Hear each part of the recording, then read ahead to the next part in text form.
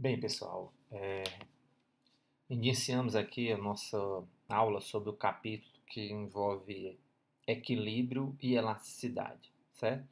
Então, ao final desse capítulo, a gente subentende-se que o estudante estará apto, né, e aprenderá vários conceitos relacionados a equilíbrio e elasticidade, né? Por exemplo, o estudante será capaz de entender as condições que devem ser atendidas para um corpo ou uma estrutura estar em equilíbrio, ou seja, o cara será capaz de definir precisamente o que é uma condição de equilíbrio, que a gente vai ver que tem algo mais do que vocês já viram, certo? O que significa o centro de gravidade de um corpo e como ele se relaciona com a sua estabilidade, né? Você entender como é que uma coisa fica em equilíbrio ou não, ou se a coisa é estável, né? Tá certo? Que são coisas do dia a dia da gente.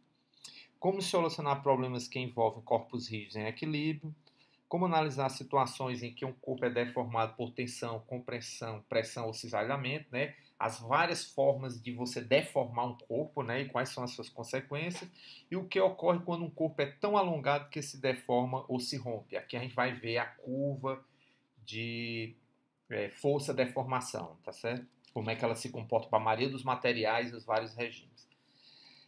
Condição de equilíbrio. Então, para que a gente entenda a condição de equilíbrio, a gente tem que agora levar em conta uma outra equação, que é a lei de Newton da translação, que a gente já tinha visto, a gente tinha estudado equilíbrio nessa condição, e agora, onde o que é que a lei de Newton da translação diz? É que a somatória das forças externas atuantes sobre um corpo deve ser nula. Se isso for, o corpo está em equilíbrio. Só que, a partir do momento que você estuda rotação, aparece uma outra condição para o equilíbrio, que é a lei de Newton da rotação, né? Que é o somatório dos torques externos em torno de qualquer ponto do corpo deve ser nulo, né? Agora, para a condição de equilíbrio, além da lei de Newton da translação, você tem que ter a lei de Newton da rotação.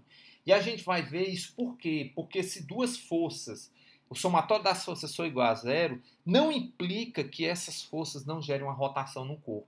É agora, para que você estabeleça uma condição de equilíbrio, o corpo fica sem translação e sem rotação, você tem que incluir o termo de torque, né? Porque as forças podem estar opostas, né? Mesmo sentido, mesmo módulo, seriam opostas, a somatória dá zero, mas se elas estiverem atuando em posições diferentes, você pode gerar torque e o corpo pode girar. E girar, agora, para a gente, é não estar em equilíbrio.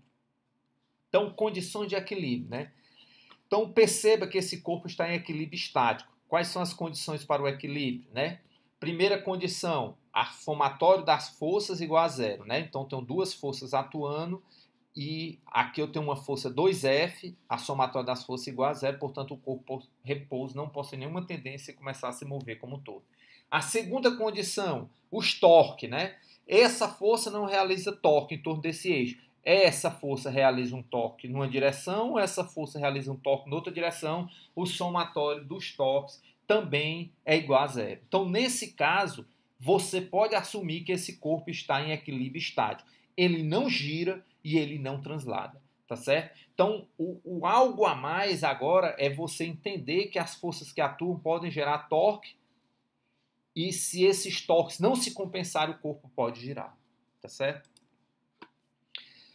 Um corpo, aqui um exemplo de um corpo que não possui nenhuma tendência a acelerar como um todo, mas tende a começar a girar. Então você vê duas forças atuando no corpo, o somatório das forças é igual a zero, ou seja, a primeira condição é atendida da translação, da lei de Newton da translação, mas para a lei de Newton da rotação não é atendida, né? Porque essa força gera um torque, né, que faz o corpo girar nessa direção, essa força gera um torque que faz o corpo girar na mesma direção. Nesse caso, né, o somatório dos torques não é igual a zero. Então há um torque resultante no sentido horário em torno do eixo, portanto o corpo em repouso começará a girar no sentido horário, tá certo? Agora um outro caso, né? Um outro caso onde você tem este corpo possui uma tendência a acelerar como um todo, mas não começar a girar. Por quê? A primeira condição, que o somatório das forças igual a zero, não é atendido, tá certo? Mas a segunda condição do torque é atendida. né? Se você aplicar o torque dessa força, essa força é 2 vezes maior, mas ela, como ela está a uma distância L sobre 2, vai dar L sobre 2 vezes 2F, vai dar FL, e essa aqui também vai dar FL, um torque numa direção horária e um torque no sentido anti-horário, como o somatório dos torques igual a zero, a segunda condição é atendida, esse corpo não vai girar, tá certo? Mas ele vai transladar, né? Porque o somatório das forças não é igual a zero. Então, agora, a partir de agora, a condição de equilíbrio na nossa mente tem que contemplar tanto a translação, o somatório das forças igual a zero, como a rotação, o somatório dos torques ser igual a zero. Tá certo?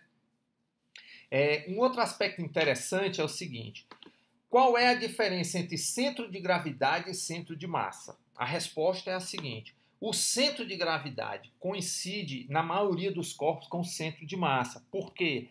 Porque a gravidade possui um valor constante em todos os pontos de um corpo, então seu centro de gravidade coincide com seu centro de massa. A demonstração de que o centro de gravidade coincide com o centro de massa e que você pode escrever o torque como sendo R do centro de massa vezes o peso, está aqui, né? A gente supõe um torque inicial I para cada um dos corpos, RI vezes o peso dessa parte do corpo, né? Isso aqui é um corpo, e aí eu tenho várias massas MI que compõem esse corpo. O peso dessa massa MI é MIG, tá certo? E o peso do corpo atua exatamente no centro de gravidade do corpo, né?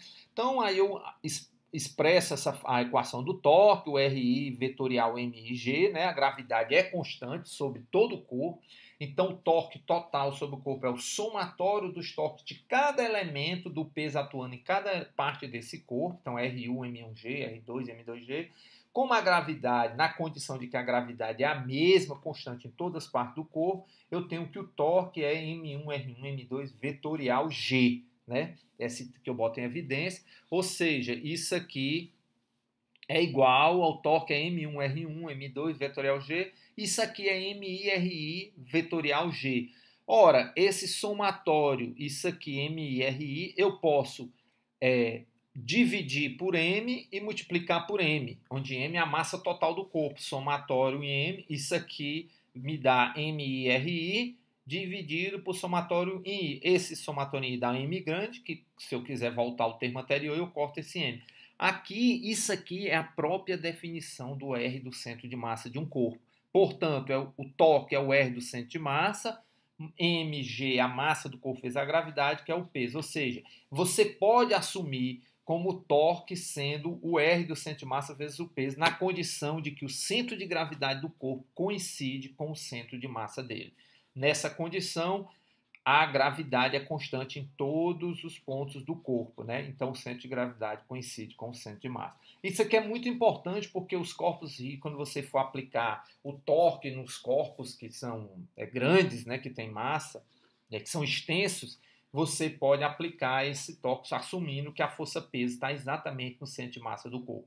Essa propriedade é verdadeira porque a gravidade não muda para os corpos em gerais, né? Agora, se for um corpo com um tamanho, né, da Terra ou de corpos muito grandes, aí você já pode levar em conta que a gravidade tem uma pequena variação, mas os corpos pequenos, essa variação na gravidade é muito baixa. Então eu vou ficando por aqui, tá certo? Com essa última demonstração entre centro de gravidade e centro de massa, que você de fato pode aplicar o torque devido ao peso no corpo sobre o ponto que define o centro de massa do corpo, que é o mesmo que define o centro de gravidade, tá certo? Vou ficar por aqui, até uma próxima aula.